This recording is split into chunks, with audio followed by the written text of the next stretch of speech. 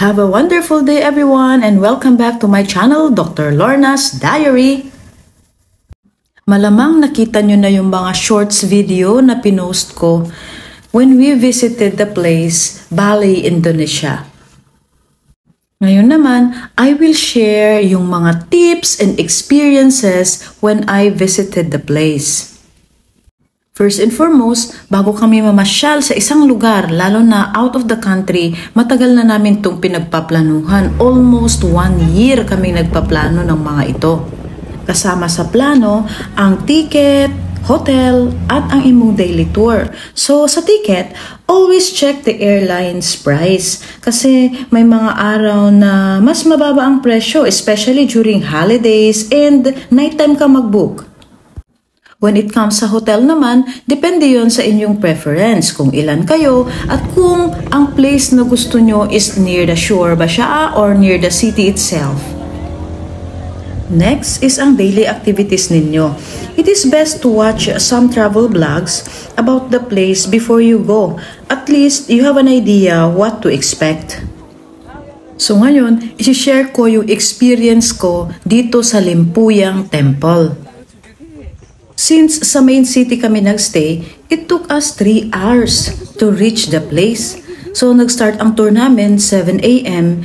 and around 10 a.m. andun na kami. Medyo mataas ang temple na ito. You need to walk or may mga motorcycle din na pwedeng maghatid sa'yo. Since you are going to a temple, syempre, may dress code. But no worries, they will give you something to wrap your body, no? Sa amin, kasama na yung binayaran namin sa day tour. If not naman, then you can pay it with at least 25,000 if I'm not mistaken. When you reach the place, oh my God, amazing!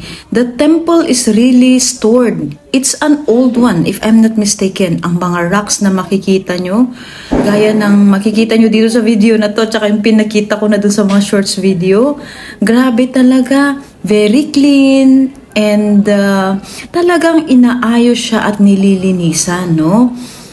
Dito, isa to sa mga pride ng mga Balinese. So, maraming foreigners dito guys. Pag akyat mo, may ibibigay na sila sa yung number. Yung number na yun, oh my God, mag-wait ka. Kasi yung pag-picture mo, may number yan. Una-unahan lang yan, no? Kung maaga kang dumating, kagaya nito pinapakita ko, ito yung magpa-picture ka dun sa gate of heaven na tinatawag nila. So, while you are waiting for your number, you can roam around the area and pwede ka ding bumili ng pagkain.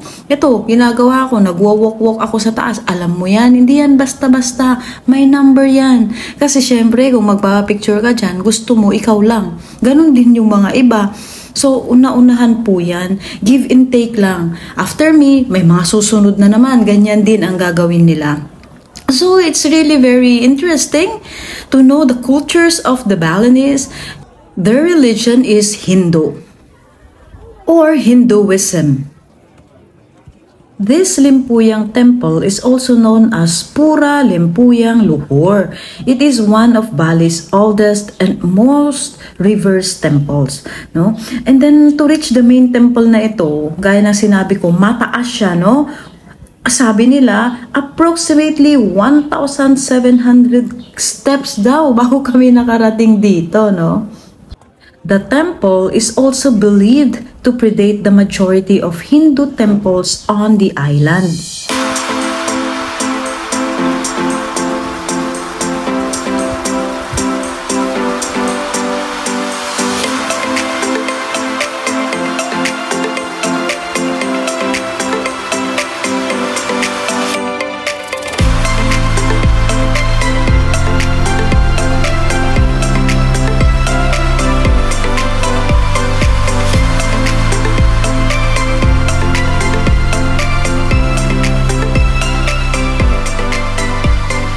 There are 3 levels of Limpuyang Temple. The first level can be visited by tourists. Yan yung pinuntahan namin. Pero yung taas, yung nakita mo yung lumakad ako dun sa taas, yun naman is used for praying only. At itong nakikita nyo, heto na yung gate of heaven na sinasabi nila. Pero tingnan mo ha, ipopost ko yung original kung paano kami nag-shoot nito. Parang ordinary lang, pero nung nakita namin yung pictures, ganyan na talaga kaganda guys. Kasi this area is one of the pinagkakakitaan din ng mga Balinese, no? Marami ditong nag-o-offer ng tour. Maliban dito sa temple na to, meron pa silang ino-offer na other views. But of course, if you go there, tapos wala siya sa itinerary mo, masisira yung itinerary mo. And besides, nagbayad ka ng tour and ito lang yung binayaran mo. So, really guys, if you want to come here, tapos you want to visit other temples more than this and it is near this area, huwag ka na lang magbayad ng tour. You can go there via maybe what transportation they have, no? And then from there, you will move from 2 temples from here. Meron pa daw 2 temples, kaso nga lang, hindi kami pumunta. Kasi nga, hindi yun nakasama sa tour namin. No? So, guys, that is one tip. In this area alone, pwede kayong makakita pa dito ng 2 pa na tourist spot nila, where you can have an amazing picture also. Dahil yung babayaran mo, kasama na dun yung tour guide eh. Yung tour guide na yun, siya na rin ang mag-picture sa inyo. Makaka-provide siya ng ganito, kagaganda. Yun naman, nakita ko, pinakita nila, no, hanging bridge, mga ganun. Tapos aakyat ka sa puno, pipicturean ka, akyat ka sa puno. Tapos dun ka nagpipicture, nakahanging ka sa puno. Sayang nga lang. Hindi kasi yun nakasama sa package ko.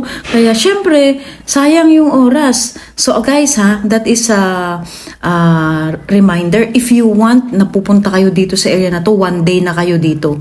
Kasi nga, you can provide beautiful and nice pictures also. Kasi yung i-hire ninyo na guide, siya na rin yung magpipicture sa inyo. So amazing. Nakita ko yung mga pictures, kaso nga lang, we do not have chance to do that. Anyway, I'm fully satisfied naman dito sa Limpuyang Temple na pinuntahan namin. Medyo hapon-hapon na kami nakalabas dito, no?